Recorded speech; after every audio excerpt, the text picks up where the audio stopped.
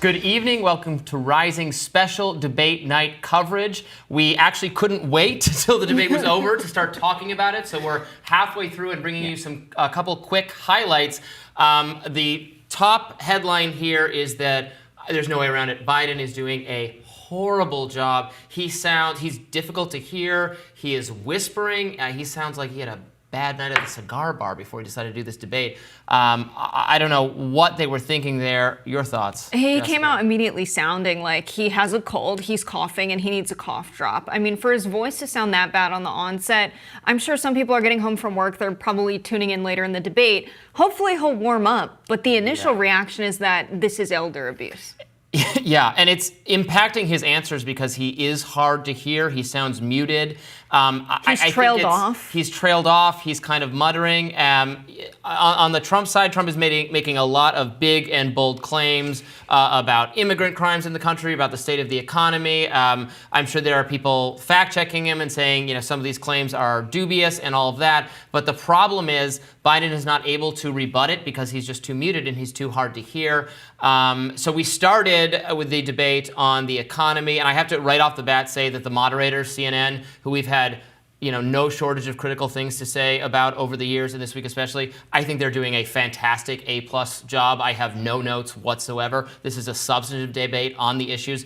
I was worried the moderators were going to be debating themselves with each of the candidates. They're not doing that at all. They are asking questions. They're having the other person respond. There is a back and forth going on, even without them interrupting each other. I don't want to jinx it for the second half of the debate, but it is working so far.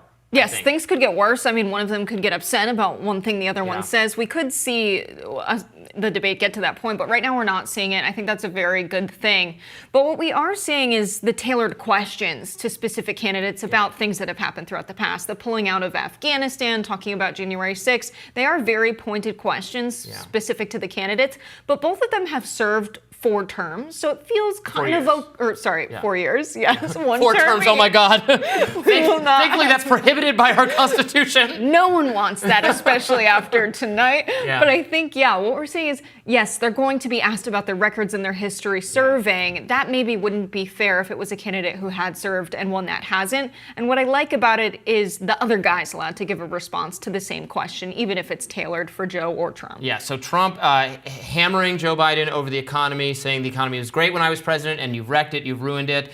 Both candidates getting questions about the debt and inflation. Trump did get a pointed question, a fair question about, well, you want tariffs, isn't that going to make inflation worse?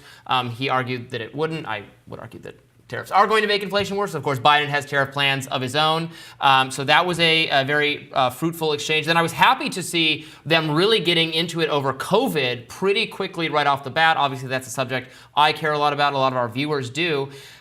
Trump is adopting, so a colleague of mine at Reason Magazine had a great piece today about looking back at the first debate in 2020 that was principally about COVID and how Trump just got slammed for everything he said about it, but that substantively a lot of what he said over time has looked more reasonable. There he was saying that my administration delivered so much in terms of therapeutics, in terms of the vaccine, getting that already. He said I was never for the mandate. The mandate was a huge travesty, but that the vaccine was a good thing. He's taking the pro-vaccine, anti-mandate position that I think is a pretty smart position, and pointing out that more people actually died while Biden was president than when Trump was president of COVID, and that is true. But Trump only had 1 year of COVID, whereas Biden has served for 4 years where COVID has been a thing, so there's been a lot more time for the deaths to happen and accumulate. I think the most shocking thing I heard from Donald Trump is actually his defense when he's getting criticized for how much money he spent and racked up the national debt.